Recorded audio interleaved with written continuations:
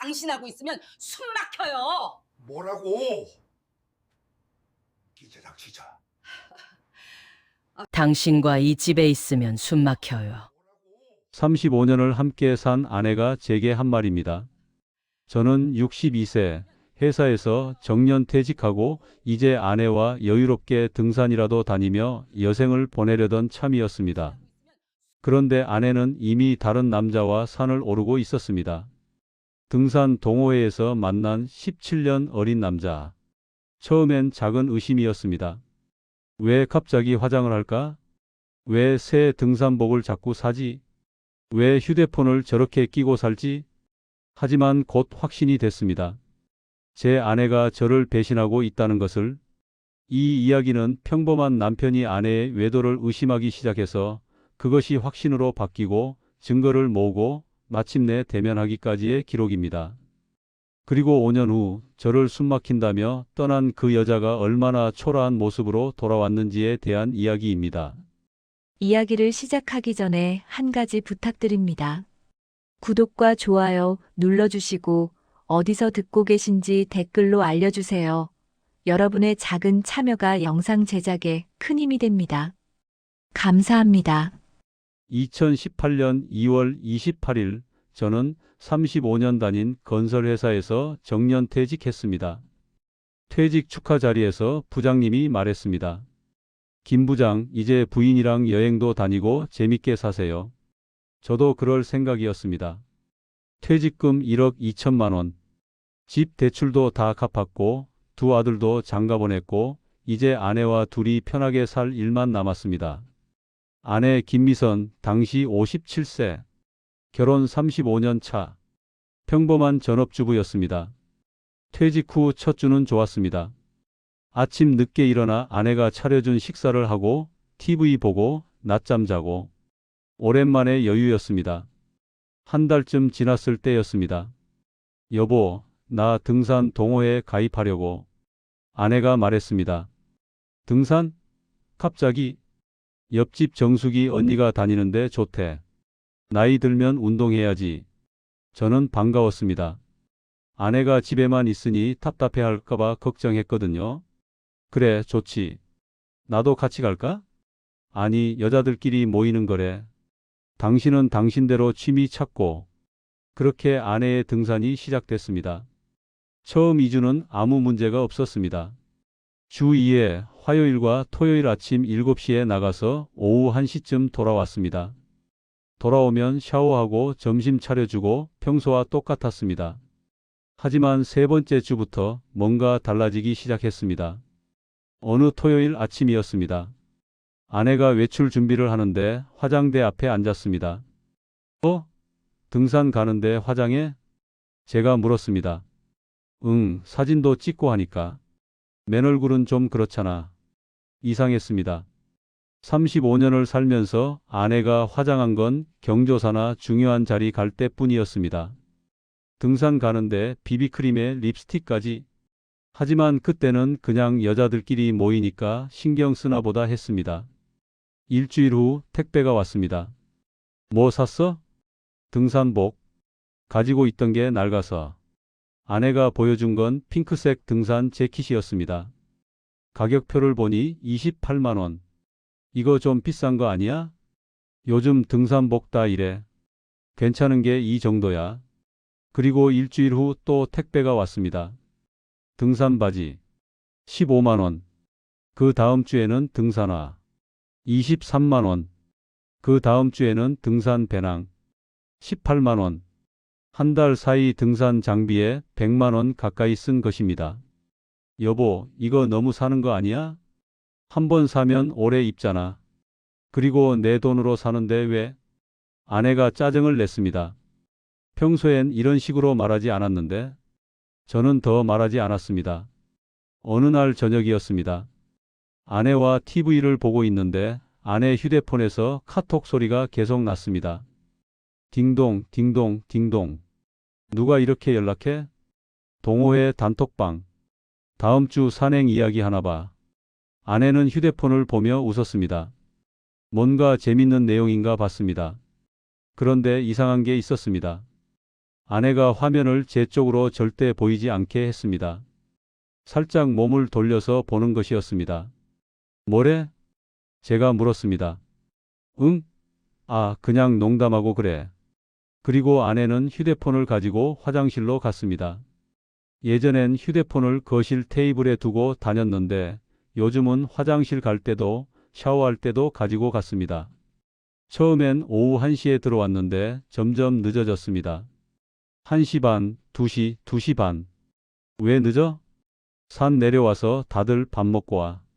친해지니까 좋더라. 3시, 4시, 어떨 땐 5시. 오늘은 왜 이렇게 늦어? 카페 갔다 왔어. 커피 마시고 수다 떨고. 아내가 저를 대하는 태도가 달라졌습니다. 여보, 저녁 뭐 먹을까? 알아서 해 먹어. 나 피곤해. 주말에 우리 아들네 갈까? 나 토요일엔 등산 가. 당신 혼자 가. 요즘 왜 그래? 좀 피곤해 보여. 아무것도 아니야. 그냥 좀 내버려둬. 그리고 결정적으로 잠자리를 거부하기 시작했습니다. 여보, 오늘은 안 돼.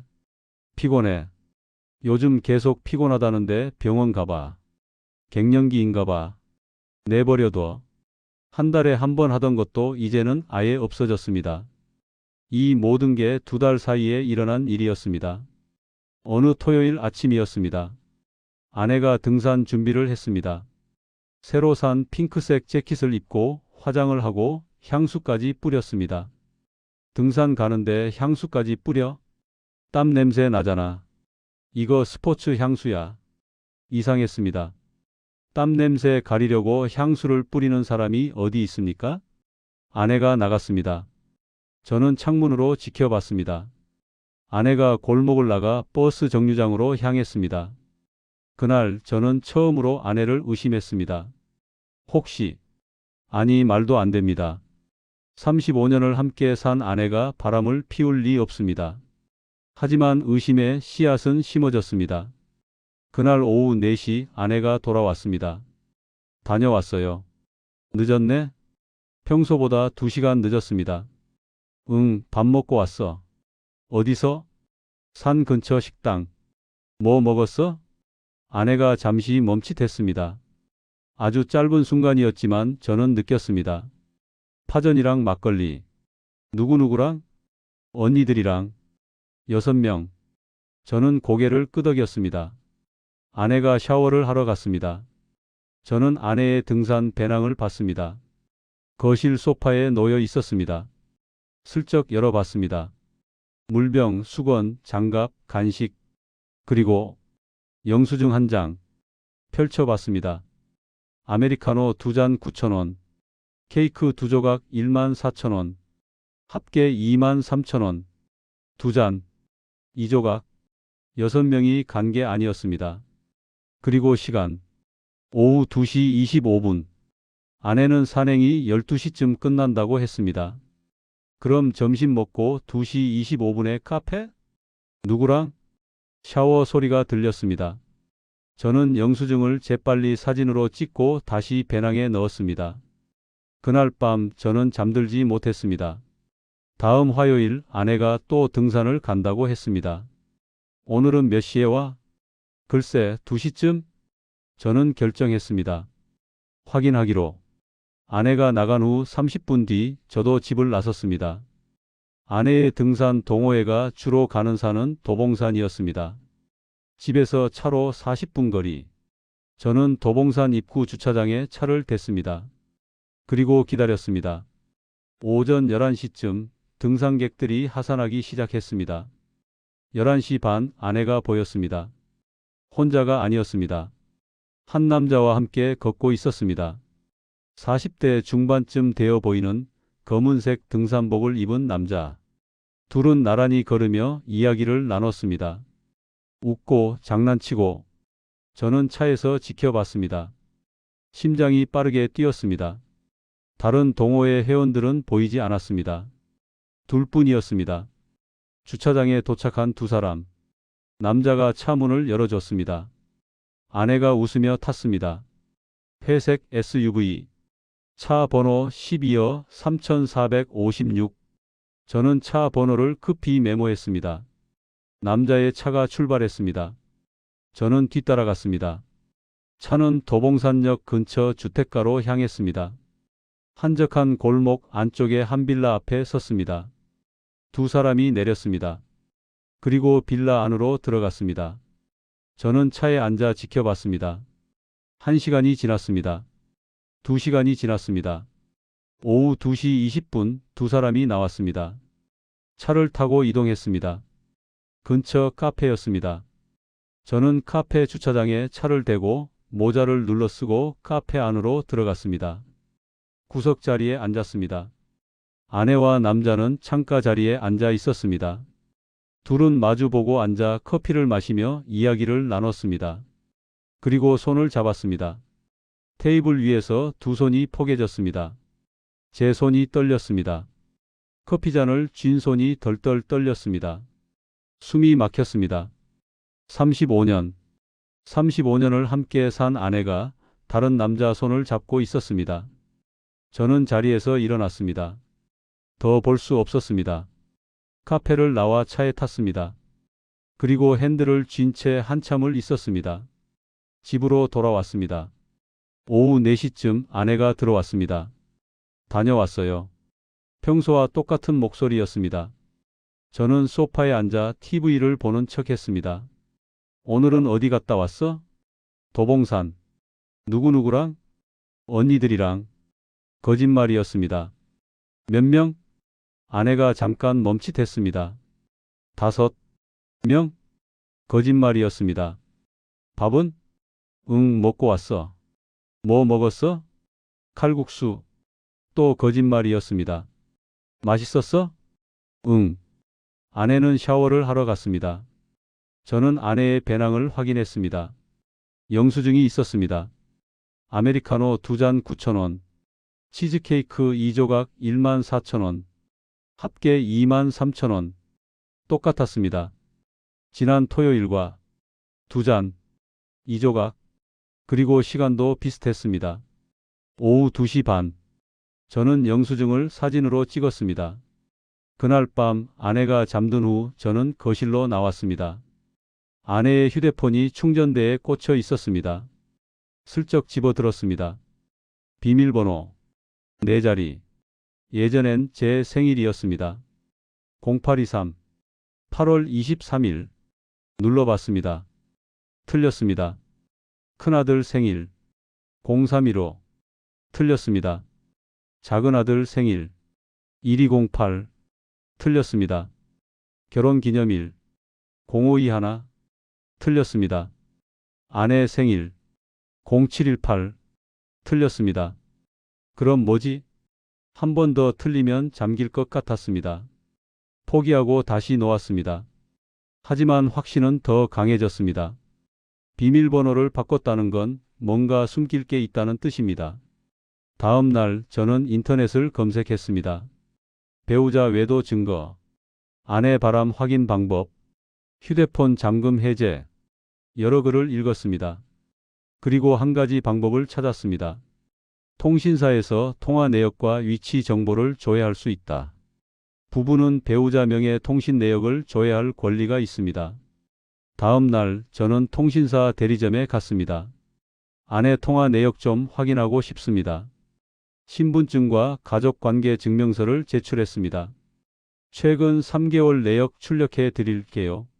A4 용지 10장이 나왔습니다. 집으로 돌아와 펼쳐봤습니다. 통화 내역이 빼곡했습니다. 대부분 저 아들들, 친구들. 그런데 한 번호가 유난히 많았습니다. 010-5678-땡땡땡땡. 3월부터 거의 매일 통화했습니다. 통화 시간도 길었습니다. 30분, 1시간, 어떨 땐 2시간. 그리고 통화 시간대가 주로 밤 10시 이후였습니다. 제가 잠든 후 저는 그 번호로 전화를 걸었습니다. 여보세요? 남자 목소리였습니다. 저는 끊었습니다. 심장이 터질 것 같았습니다. 위치 정보도 조회했습니다. 지난 한 달간 아내의 휴대폰 위치 기록, 화요일과 토요일 등산 간다던 날들, 오전엔 도봉산 근처, 하지만 오후엔 다른 곳이었습니다. 도봉구 땡땡동 123번지. 주소를 검색했습니다. 주택가였습니다. 그 빌라였습니다. 제가 봤던 그 빌라. 아내는 등산 후 그곳에 갔습니다. 매번 저는 종이를 구겼습니다. 토요일이 됐습니다. 아내가 또 등산을 간다고 했습니다. 다녀올게. 저는 30분 후 차를 몰고 나갔습니다. 이번엔 빌라로 직행했습니다. 오전 11시쯤 도착해서 근처에 차를 댔습니다. 기다렸습니다. 12시 반쯤 회색 SUV가 왔습니다. 아내와 남자가 내렸습니다. 둘은 빌라 안으로 들어갔습니다. 저는 차에서 기다렸습니다. 1시간, 2시간, 오후 2시 20분 둘이 나왔습니다. 이번엔 저도 차에서 내렸습니다. 빌라 입구로 갔습니다. 우편함을 확인했습니다. 301호 박준혁. 저는 그 이름을 사진으로 찍었습니다. 그리고 빌라를 나와 차로 돌아왔습니다. 집에 와서 인터넷에 검색했습니다. 박준혁 도봉구. SNS가 나왔습니다. 인스타그램이었습니다. 프로필 사진은 등산복 입은 남자. 바로 그 남자였습니다. 게시물을 봤습니다. 등산 사진이 대부분이었습니다. 그리고 한 장. 한 달 전 게시물. 등산 정상에서 찍은 사진. 옆에 여자가 있었습니다. 얼굴은 모자로 가려져 있었지만 옷이 보였습니다. 핑크색 등산 재킷. 아내가 새로 산 그 재킷이었습니다. 캡션은 이랬습니다. 오늘도 좋은 산행. 함께해서 더 좋았던 하트. 저는 폰을 내려놨습니다. 더 이상 의심이 아니었습니다. 확신이었습니다. 제 아내가 바람을 피우고 있었습니다. 그날 밤 저는 결정했습니다. 제대로 증거를 모으자. 감정적으로 대응하면 안 됩니다. 냉정하게, 철저하게. 다음 날 월요일 저는 탐정사무소를 찾았습니다. 배우자 외도 조사 의뢰하고 싶습니다. 40대 남자 탐정이 저를 맞았습니다. 흔한 케이스입니다. 증거만 확실히 모으면 위자료 청구에 유리합니다. 저는 지금까지 확인한 것들을 설명했습니다. 좋습니다. 일주일만 맡겨주세요. 확실한 증거 확보하겠습니다. 비용은 200만 원. 비쌌지만 어쩔 수 없었습니다. 탐정은 아내를 미행했습니다. 화요일 아내는 도봉산에 갔습니다. 탐정이 보낸 사진. 도봉산 입구에서 남자를 만나 빌라에 가고 카페에 가는 모습들. 토요일도 똑같았습니다. 그리고 결정적 증거. 빌라 안에서 촬영한 사진. 탐정이 물었습니다. 빌라 내부 사진도 필요하십니까? 어떻게 찍죠? 창문으로 찍을 수 있습니다. 301호는 2층인데 맞은편 건물에서 망원렌즈로 가능합니다. 찍어주세요. 이틀 후 사진이 왔습니다. 열어보는 순간 저는 휴대폰을 떨어뜨렸습니다. 거실 소파. 아내와 남자가 껴안고 있었습니다. 키스하는 사진. 소파에 누운 사진. 더 이상은 볼 수 없었습니다. 저는 은행에 가서 아내 명의 카드 내역을 출력했습니다. 공동명의 카드였기에 조회가 가능했습니다. 3개월 내역. 등산용품 및 남성 의류와 시계 그리고 구두 레스토랑 등. 제 돈으로 다른 남자 선물을 산 것입니다. 그리고 레스토랑. 4월 15일 저녁 8시. 그날 아내는 친구 만난다고 나갔었습니다. 영수증을 자세히 보니 2인분이었습니다. 와인, 스테이크, 디저트. 합계 18만 원.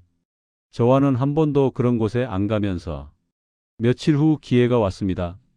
아내가 샤워를 하는데 휴대폰을 거실에 두고 갔습니다. 저는 재빨리 집어들었습니다. 비밀번호. 이번엔 다른 숫자들을 시도했습니다. 안 됩니다. 그때 문득 생각났습니다. 인스타그램에서 본 남자 이름. 박준혁. 생일이 몇 월일까? 프로필을 다시 확인했습니다. 82년생 5월 25일이 내 생일.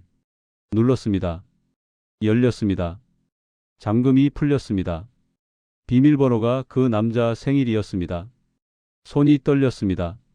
샤워 소리가 들렸습니다. 시간이 없었습니다. 카톡을 열었습니다. 준혁 오빠 하트. 대화 내용을 스크롤했습니다. 오늘도 예뻤어. 오빠도 핫. 다음 주 토요일에 강촌 갈까? 좋아. 남편한테 친구 만난다고 할게. 크크크 남편 불쌍. 신경 안 써도 돼. 어차피 눈치도 없어. 더 스크롤했습니다. 오빠 나 힘들어. 왜? 집에만 있으면 답답해 죽겠어. 남편하고 집에 있으면 숨 막혀. 조금만 참아. 곧 같이 살 수 있을 거야. 정말. 응. 내가 알아볼게. 전세 괜찮은 거. 돈은 내가 낼게. 이혼하면 재산 분할 받을 수 있어. 얼마나? 집이 5억인데 절반 받으며 한 2억 5천. 오 대박 크크크. 남편하고 집에 있으면 숨 막혀. 그 문장이 눈에 들어왔습니다. 제 아내가 다른 남자에게 한 말이었습니다. 샤워 소리가 멈췄습니다. 저는 급히 대화 내용을 사진으로 찍었습니다. 연속으로 10장 넘게 찍었습니다. 그리고 휴대폰을 원래 자리에 놓았습니다. 화장실 문이 열렸습니다. 저는 소파에 앉아 TV를 보는 척했습니다. 아내가 나왔습니다. 뭐 봐? 뉴스. 아내는 휴대폰을 집어들고 방으로 들어갔습니다. 저는 화장실로 갔습니다. 변기 뚜껑을 닫고 앉았습니다. 그리고 조용히 울었습니다. 35년을 함께 살았는데 숨 막힌다고 했습니다. 일주일 후 탐정에게서 최종 보고서가 왔습니다. USB에 담긴 파일들, 사진 147장, 동영상 12개, 통화 내역 분석, 위치 추적 기록, 카드 사용 내역 정리, 박준혁 신상 정보, 박준혁 43세, 직업 프리랜서 등산 가이드, 수입 월 200만 원 내외, 주거 도봉구 원룸 전세 5천만 원, 결혼 여부 미혼, 특이사항 과거 기혼 여성 2명과 교제 이력, 한마디로 유부녀 전문이었습니다. 변호사를 찾아갔습니다. 이 정도면 압도적으로 유리합니다. 재산 분할 7대3, 위자료 5천만 원까지 가능합니다. 확실합니까? 네. 증거가 명확합니다. 상대방이 반박할 여지가 없습니다. 저는 고개를 끄덕였습니다. 언제 통보하시겠습니까? 조금만 더 기다려 보겠습니다. 왜요? 마지막으로 한 번 더 확인하고 싶습니다. 확실하게. 토요일이 왔습니다. 아내가 등산 간다고 나갔습니다. 저는 1시간 후 차를 몰고 그 빌라로 갔습니다. 이번엔 준비를 했습니다. 탐정에게 빌린 소형 녹음기, 셔츠 단추에 달린 초소형 카메라. 오후 1시 두 사람이 빌라에 들어갔습니다. 저는 30분을 기다렸습니다. 그리고 빌라 입구로 갔습니다. 초인종을 눌렀습니다. 누구세요? 남자 목소리였습니다. 택배요. 문이 열렸습니다. 저는 안으로 들어갔습니다. 계단을 올라 3층으로 301호 앞에 섰습니다. 손잡이를 돌렸습니다. 잠겨 있지 않았습니다. 문을 열었습니다. 거실이 보였습니다. 소파에 두 사람이 앉아 있었습니다. 아내와 박준혁. 가까이 붙어 앉아 TV를 보고 있었습니다. 여보? 아내가 얼어붙었습니다. 당신. 어떻게? 저는 아무 말도 하지 않았습니다. 그냥 서서 두 사람을 바라봤습니다. 야, 여기 어떻게 들어온 거야? 박준혁이 소리쳤습니다. 저는 휴대폰을 꺼내 사진을 찍기 시작했습니다. 플래시가 터졌습니다. 야, 뭐 하는 거야? 그만 찍어. 남자가 다가왔습니다. 손대지 마. 폭행으로 고소한다. 저는 냉정하게 말했습니다. 남자가 멈춰 섰습니다. 아내는 소파에 앉은 채 울기 시작했습니다. 여보, 미안해. 이게 아니야. 저는 방 안을 둘러봤습니다. 침실로 갔습니다. 침대가 있었습니다. 침대 위에 아내 옷이 있었습니다. 옷장을 열었습니다. 아내 옷들이 걸려 있었습니다. 서랍을 열었습니다. 안에 속옷들이 있었습니다. 얼마나 자주 왔어? 제가 물었습니다. 아내는 대답하지 못했습니다. 얼마나 자주 왔냐고? 주 2회. 얼마나 오래? 석 달. 일주일에 2번. 총 24번. 24번을 제가 모르는 사이 이곳에 왔던 것입니다. 저는 휴대폰으로 모든 것을 찍었습니다. 옷장, 서랍, 침대, 화장대. 김미선, 집에 가자. 할 이야기가 있어. 여보, 가자고. 아내는 떨리는 손으로 가방을 챙겼습니다. 박준혁이 말했습니다. 아저씨, 진정하시고. 닥쳐. 당신은 나중에 따로 보자. 저는 돌아서서 나왔습니다. 아내가 뒤따라왔습니다.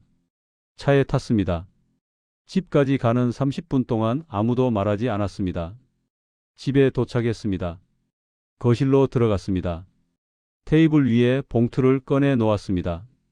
이게 뭐야? 아내가 물었습니다. 열어봐. 아내가 봉투를 열었습니다. 사진들이 쏟아졌습니다. 카페에서 손잡은 사진, 빌라로 들어가는 사진, 창문 너머 껴안은 사진, 키스하는 사진. 아내의 얼굴이 새하얗게 변했습니다. 언제부터? 알았어? 한 달 전부터. 왜? 말 안 했어? 증거 모으려고. 저는 다른 서류들도 꺼냈습니다. 카드 사용 내역, 통화 기록, 위치 추적 기록, 카톡 대화 캡처. 이혼하자. 여보, 변호사 선임했어. 다음 주에 이혼 조정 신청할 거야. 제발, 한 번만 뭐.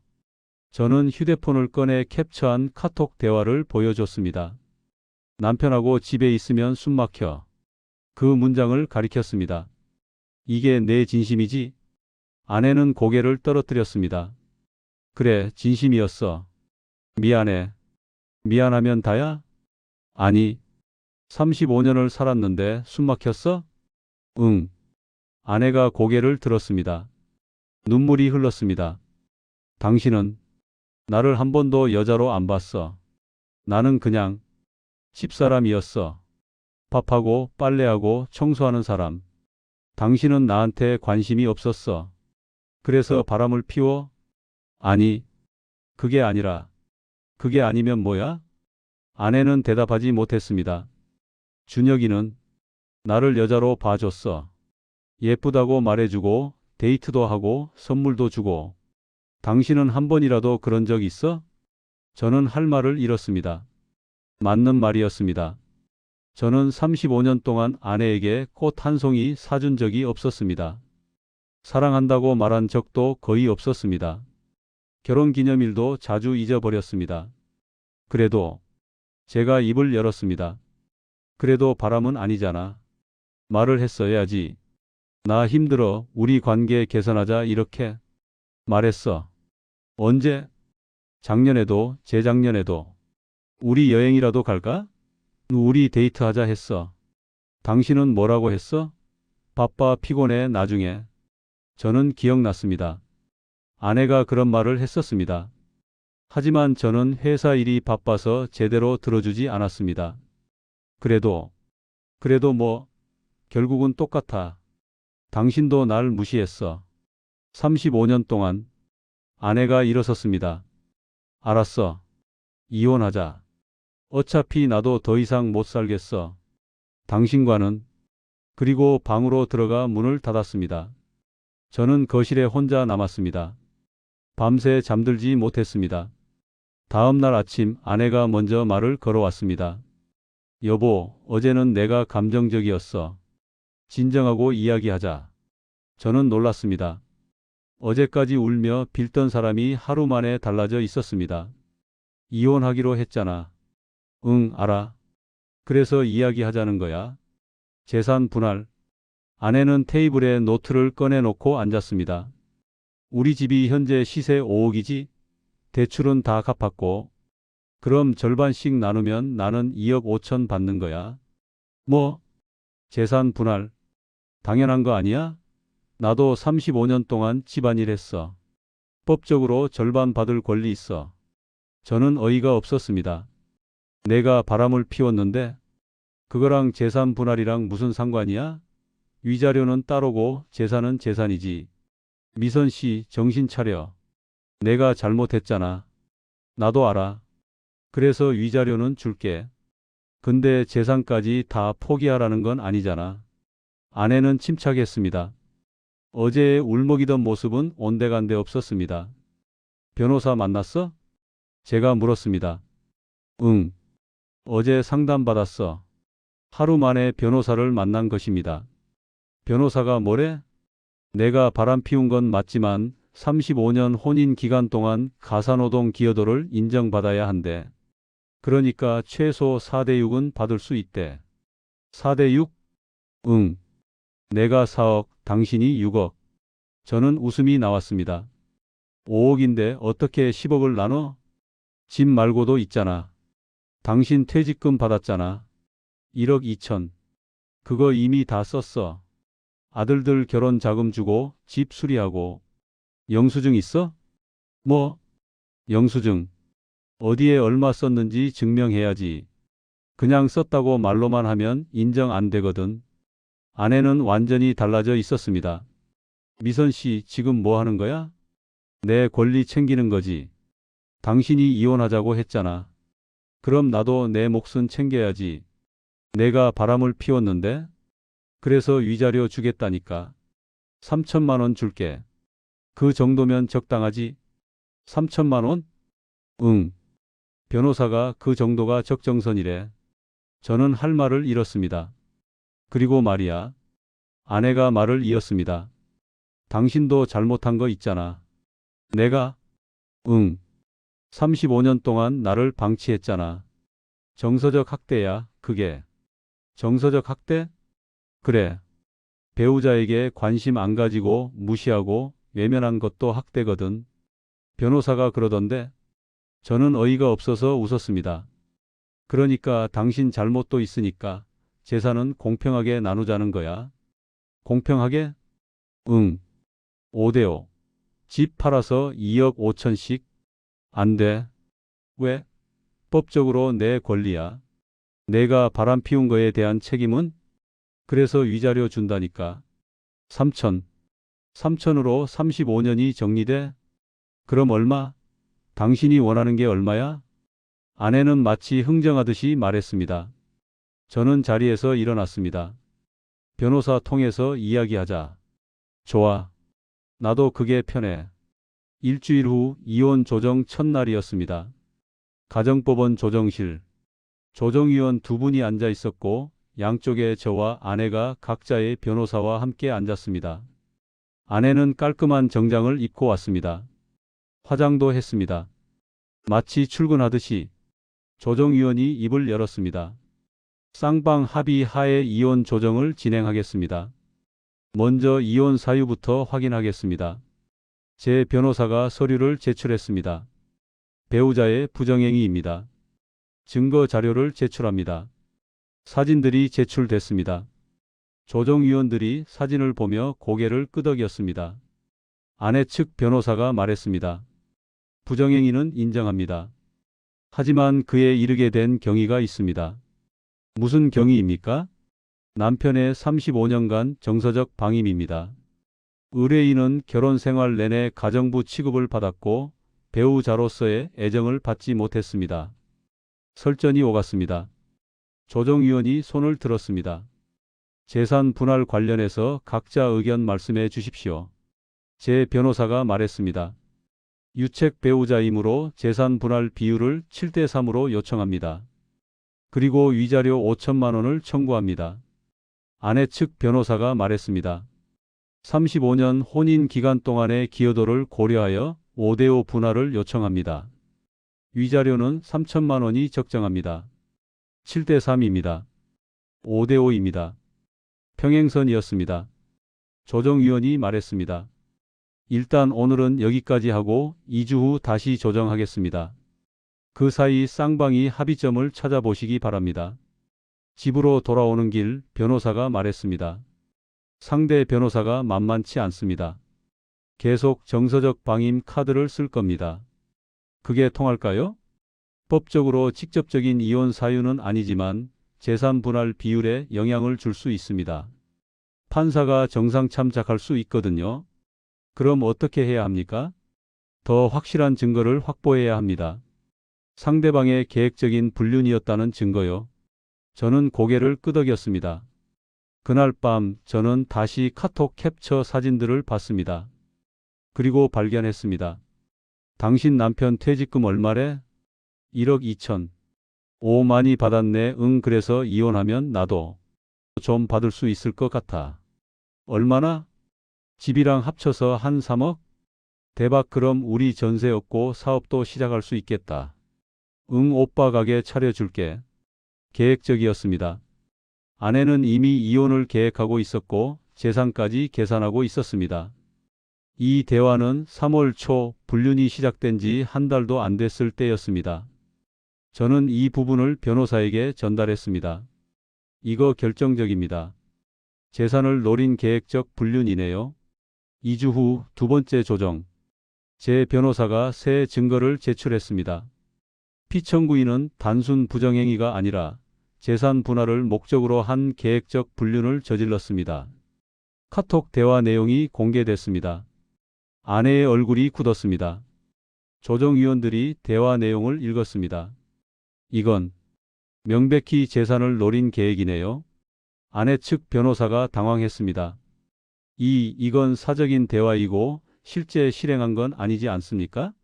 실행 여부와 상관없이 의도가 명백합니다. 하지만 조정위원이 아내에게 물었습니다. 이 대화 내용이 사실입니까? 아내는 고개를 숙였습니다. 네. 재산을 목적으로 불륜을 계획한 겁니까?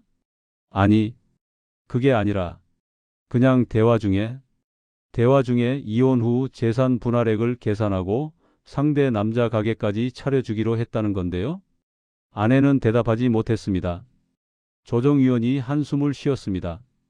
이 정도면 악의적 유책 배우자로 볼 수 있겠습니다. 아내 측 변호사가 말했습니다. 재산 분할과 위자료를 재조정하겠습니다. 6대4 위자료 4천만 원 어떻습니까? 제 변호사가 고개를 저었습니다. 7대3 위자료 5천만 원. 양보 없습니다. 그건 너무. 법정 가시겠습니까? 가면 더 불리해질 겁니다. 긴 침묵이 흘렀습니다. 아내 측 변호사가 아내와 속삭였습니다. 그리고 고개를 끄덕였습니다. 알겠습니다. 6.5대 3.5 위자료 4,500. 7대3 5,000. 6.8대 3.2 4,800. 7대3 5,000. 결국 아내 측이 항복했습니다. 알겠습니다. 받아들이겠습니다. 그런데 문제가 있었습니다. 집을 팔아야 했습니다. 아내가 말했습니다. 집 빨리 팔아. 내 돈 받아야 하니까. 알아. 언제까지 걸려? 부동산에 맡겼어. 한 달 안에는 팔릴 거래. 한 달? 너무 오래 걸리는데? 시세보다 낮게 내놓으면 빨리 팔리긴 한데 그럼 손해잖아. 그럼 어쩌라고? 아내는 짜증을 냈습니다. 일단 3천만 원만 먼저 줘. 뭐? 급한데 쓸 데가 있어. 나중에 집 팔리면 정산하고. 안 돼. 집 팔릴 때까지 기다려. 왜? 당신한테 3천만 원도 없어? 있지만 안 줘. 당신 퇴직금 받았잖아. 그거 이미 다 썼다고 했잖아. 거짓말. 어디 숨겨놨지? 아내는 제가 돈을 숨겼다고 의심했습니다. 증거 없으면 입 닥쳐. 저는 냉정하게 말했습니다. 아내는 화가 나서 방으로 들어가 문을 쾅 닫았습니다. 한 달 후 집이 팔렸습니다. 4억 8천만 원. 시세보다 조금 낮았지만 빠르게 처리하려면 어쩔 수 없었습니다. 7대 3분할. 제가 3억 3,600만 원. 아내가 1억 4,400만 원. 위자료 4,500만 원 차감하면 아내는 9,900만 원을 받게 됩니다. 잔금일 아침 아내가 말했습니다. 오늘 돈 들어오지? 응. 내 계좌로 바로 보내줘. 알았어. 잔금을 받았습니다. 오후 2시. 저는 약속대로 아내 계좌로 9,900만 원을 송금했습니다. 아내가 폰을 확인하고 웃었습니다. 잘 들어왔네. 그리고 집을 나갔습니다. 어디가? 준혁 씨 만나러. 이제 우리 전세 알아봐야지. 아내는 가방을 챙겨 현관으로 향했습니다. 미선 씨, 제가 불렀습니다. 왜? 후회하지 마. 뭐? 그 남자 당신 돈 노린 거야. 나중에 알게 될 거야. 아내는 비웃었습니다. 당신이 뭘 알아? 준혁 씨는 나를 사랑해. 당신과는 달라. 그래, 알아서 해. 아내가 나갔습니다. 현관문이 닫혔습니다. 35년 결혼 생활이 공식적으로 끝나는 순간이었습니다. 저는 짐을 쌌습니다. 새로 얻은 전세는 2억짜리 아파트였습니다. 25평. 혼자 살기엔 넉넉했습니다. 큰아들이 이사를 도왔습니다. 아버지, 괜찮으세요? 응, 괜찮아. 엄마가. 너무하는 거 아니에요? 네, 엄마도 인생이 있는 거지 뭐. 그래도 신경 쓰지 마. 아빠는 잘 살 거야. 큰아들은 걱정스러운 얼굴로 저를 봤습니다. 가끔 연락드릴게요. 밥 같이 먹고. 그래, 고맙다. 아들이 돌아간 후 저는 빈 거실에 앉았습니다. 35년을 살던 집은 이제 다른 사람 것이 됐습니다. 새 집은 낯설었습니다. 하지만 동시에 자유로웠습니다. 더 이상 배신자와 한 공간에 있지 않아도 됐습니다. 이혼 후 한 달, 아내 소식을 아들한테 들었습니다. 엄마가 그 남자랑 전세 얻어서 산대요. 그래? 인천 쪽에 1억 5천짜리. 혼자 돈 냈어? 아니요. 준혁이란 사람이랑 반반 냈대요. 반반. 아내가 7,500, 남자가 7,500. 남자는 원룸에 살던 사람인데 갑자기 7,500이 생긴 것입니다. 그 남자가 돈이 어디 있어? 엄마가 빌려줬대요. 빌려줬다. 제가 예상한 대로였습니다. 석 달 후 또 소식이 들렸습니다. 엄마가 준혁이 가게 차려줬대요. 무슨 가게? 등산용품점이요. 임대료랑 초기 비용 엄마가 다 댔대요. 얼마? 한 5천만 원? 아내가 받은 돈 9,900. 전세에 7,500 쓰고 가게에 5천 쓰면 마이너스입니다. 엄마 돈 다 떨어진 거 아니에요? 큰아들이 걱정했습니다. 신경 쓰지 마. 엄마 선택이야. 6개월 후. 아버지, 엄마가 알바한대요. 응? 돈이 떨어졌나 봐요. 준혁이 가게가 잘 안 되나 봐요. 그래? 엄마가 편의점에서 아르바이트 한대요. 밤 10시부터 새벽 6시까지. 62세 여자가 편의점 야간 알바. 시급 10,000원이면 한 달에 200만 원 정도 벌 겁니다. 그리고요. 큰아들이 조심스럽게 말했습니다. 엄마가 저한테 돈 빌려달래요. 얼마? 500만 원. 빌려줬어? 아니요. 거절했어요. 형수가 말렸어요. 잘했다. 근데 엄마가 울더라고요. 전화로. 큰아들의 목소리가 떨렸습니다. 신경 쓰지 마. 내 엄마가 선택한 길이야. 1년 후. 우연히 동네에서 아내 친구를 만났습니다. 김 선생님, 오랜만이에요. 아, 네. 안녕하세요. 미선이 소식 들으셨어요? 아니요, 잘 모르겠는데요. 아이고, 많이 힘들대요. 준혁이란 사람이 바람 피웠대요. 뭐요?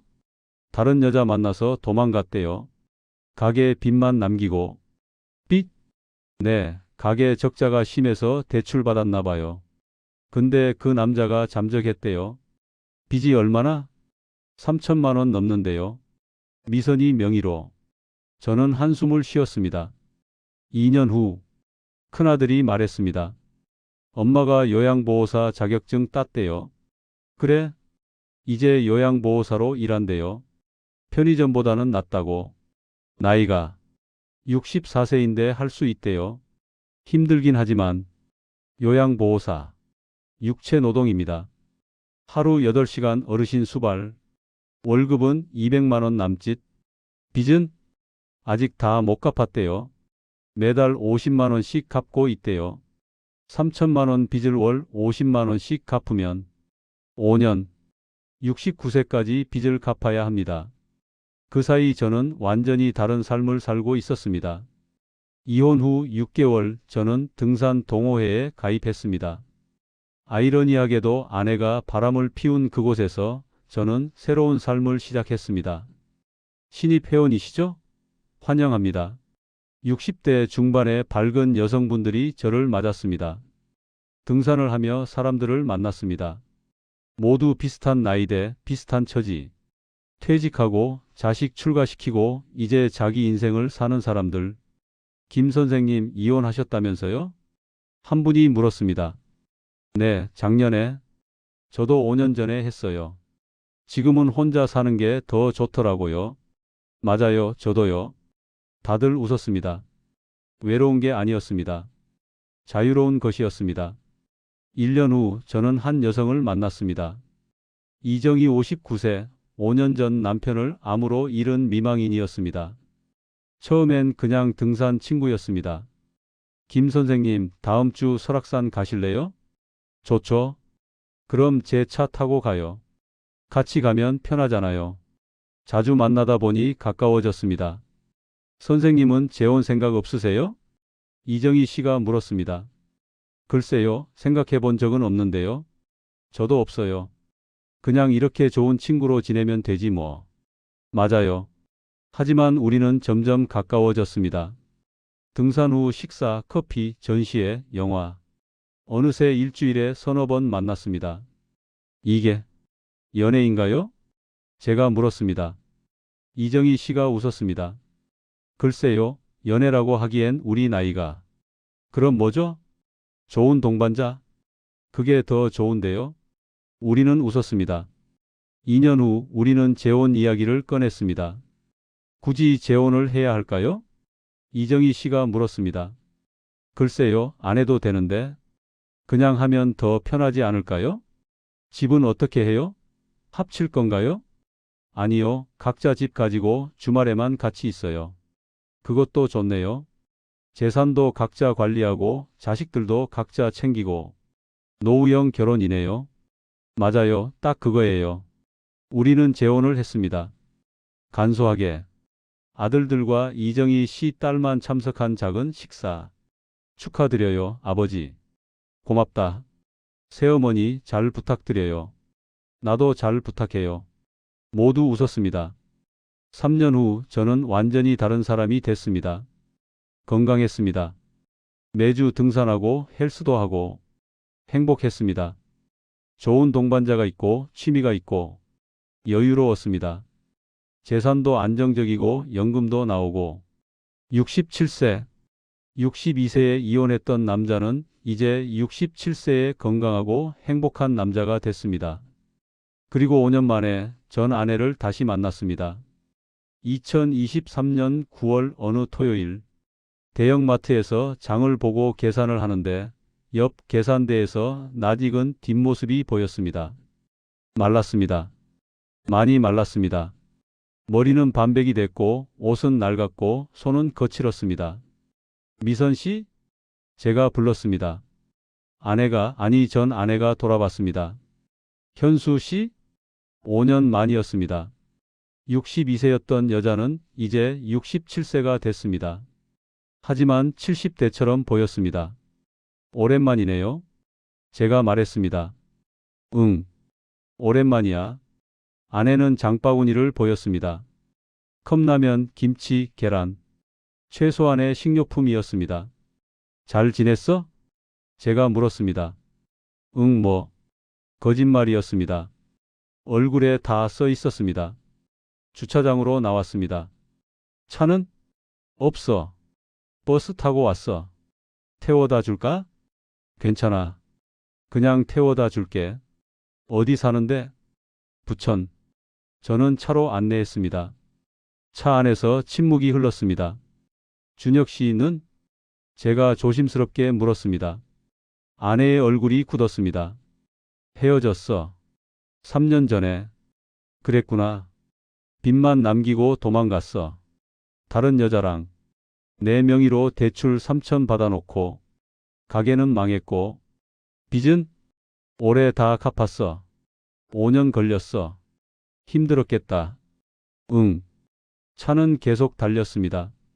지금 뭐해? 요양보호사. 어르신 댁에서 수발 들어. 힘들지 않아? 힘들지. 근데 어쩌겠어. 먹고 살아야지. 부천 쪽 낡은 빌라 앞에 차를 세웠습니다. 여기야? 응. 전세? 아니, 월세. 보증금 500에 월세 40? 아내가 받은 돈 9,900만 원. 전세 7,500, 가게 5,000, 빚 3,000. 다 날린 것입니다. 들어가. 고마워. 아내가 차에서 내렸습니다. 그런데 돌아서서 말했습니다. 현수 씨는 잘 지내? 응, 잘 지내. 좋겠다. 그 말에는 부러움이 섞여 있었습니다. 미선 씨도 잘 살아. 응. 아내가 빌라 안으로 들어갔습니다. 저는 한참을 그 자리에 앉아 있었습니다. 집으로 돌아왔습니다. 이정희 씨가 저녁을 준비하고 있었습니다. 다녀왔어요? 오래 걸렸네요. 응, 좀. 무슨 일 있었어요? 저는 이정희 씨에게 모든 걸 말했습니다. 전 아내를 만난 것, 그녀의 처지, 5년간의 변화. 많이 놀라셨겠어요. 응, 좀. 마음이 어때요? 복잡해. 동정? 동정. 일하기보다는 저는 말을 멈췄습니다. 뭐라고 표현해야 할까요? 안타까움? 자업자득? 아니면 안도감? 후회는 안 해요? 이정희 씨가 물었습니다. 뭐? 이혼한 것? 혹시 마음 약해질까봐. 저는 고개를 저었습니다. 아니, 전혀. 오히려 확신했어. 뭐? 내 선택이 옳았다는 거. 이정희 씨가 제 손을 잡았습니다. 당신은 강한 사람이에요. 고마워. 그날 밤 저는 생각했습니다. 만약 제가 아내를 용서했다면? 만약 이혼하지 않았다면? 아마 지금도 숨막히는 집에서 서로를 원망하며 살고 있겠죠. 이혼은 제 인생 최고의 선택이었습니다. 2주 후 전 아내한테서 전화가 왔습니다. 현수 씨, 나야. 무슨 일이야? 미안한데 부탁이 하나 있어. 제 심장이 빨라졌습니다. 뭔데? 돈 좀 빌려줄 수 있어? 역시 나였습니다. 얼마? 500만 원만. 왜? 병원비가 좀 필요해서. 무슨 병원비? 허리 디스크. 수술해야 하는데 돈이 없어. 요양보호사는 육체 노동입니다. 허리가 나갈 수밖에 없습니다. 아들한테 말했어? 말 못하겠어. 애들한테 더 이상 짐이 되고 싶지 않아. 그럼 나한테 빌리는 건 괜찮고? 미안해. 저는 한참을 생각했습니다. 만나. 뭐? 만나서 이야기하자. 다음 날 조용한 카페에서 만났습니다. 아내는 더 초라해 보였습니다. 현수 씨, 정말 미안해. 내가 이럴 줄 몰랐어. 그래서 500 필요하다고? 응. 수술비랑 입원비. 수술 안 하면? 계속 일 못해. 일 못하면 월세도 못 내. 저는 통장을 꺼냈습니다. 체크카드로 500만 원을 인출했습니다. 그리고 테이블에 놓았습니다. 고마워. 진짜 고마워. 꼭 갚을게. 됐어. 안 갚아도 돼. 뭐? 대신 조건이 있어. 아내가 긴장한 표정으로 저를 봤습니다. 뭔데? 다시는 연락하지 마. 이게 마지막이야. 오늘 이후로 우리는 남남이야. 완전히. 아내의 눈에 눈물이 고였습니다. 그리고 한 가지 더. 뭐? 아들들한테 엄마 노릇 제대로 해. 돈 빌려달라고 하지 말고 부담 주지 말고 그냥 엄마로서 연락해. 안부 묻고 밥 사주고 손주 챙기고 그렇게 살아. 응. 그리고 건강 챙겨. 돈 아끼려고 병원 안 가지 말고. 알았어. 마지막으로 저는 아내를 똑바로 봤습니다. 후회해? 뭐? 5년 전 선택. 후회해? 아내는 한참을 입을 열지 못했습니다. 그리고 조용히 말했습니다. 응, 많이. 뭐가 제일 후회돼? 당신을 숨막힌다고 한 거. 왜? 진짜 숨막히는 게 뭔지 이제 알겠어. 빚에 쫓기고 혼자 늙어가고 아무도 없는 원룸에 앉아 있을 때 그게 진짜 숨막히는 거더라. 아내가 울기 시작했습니다. 당신은 나를 숨막히게 한 게 아니었어. 그냥 내가 평범한 게 지겨웠던 거야. 자극이 필요했던 거야. 바보같이. 준혁이는 나한테 자극을 줬어. 설레게 했어. 근데 그게 사랑은 아니었어. 그냥 일시적인 흥분이었어. 그걸 이제 알았어? 응. 다 잃고 나니까 알겠더라. 아내는 테이블에 엎드려 울었습니다. 저는 아무 말도 하지 않았습니다. 한참 후 아내가 고개를 들었습니다. 현수 씨는 행복해? 응, 행복해. 재혼했어? 응. 좋은 사람? 응, 아주. 다행이다. 미선 씨도 좋은 사람 맞나? 이 나이에? 나이가 뭐가 중요해. 좋은 사람은 언제든 만날 수 있어. 아내는 쓸쓸하게 웃었습니다. 나는 이제 늦었어. 누가 이런 나를 좋아하겠어. 그건 미선 씨가 정하는 거 아니야. 자포자기하지 마. 저는 일어섰습니다. 잘 살아, 미선 씨. 건강하게. 당신도. 카페를 나왔습니다. 뒤돌아보니 아내가 창가에 앉아 저를 보고 있었습니다. 저는 손을 흔들었습니다. 아내도 손을 흔들었습니다. 그게 마지막이었습니다. 그로부터 2년이 지났습니다.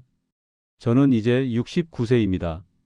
이정희 씨와 행복하게 살고 있습니다. 큰아들이 가끔 전 아내 소식을 전합니다. 엄마가 요즘 성당 다니신대요. 그래? 많이 밝아지셨대요. 봉사활동도 하시고. 다행이네. 그리고 새 직장 구하셨대요. 주간 요양보호사로. 허리는 괜찮아? 수술 잘 됐대요. 덕분에. 큰아들이 제게 고개를 숙였습니다. 엄마한테 돈 빌려주셔서 감사해요.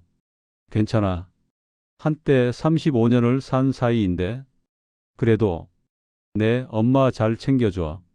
이제 나이가 있으니까. 네, 그럴게요. 얼마 전 손주가 태어났습니다.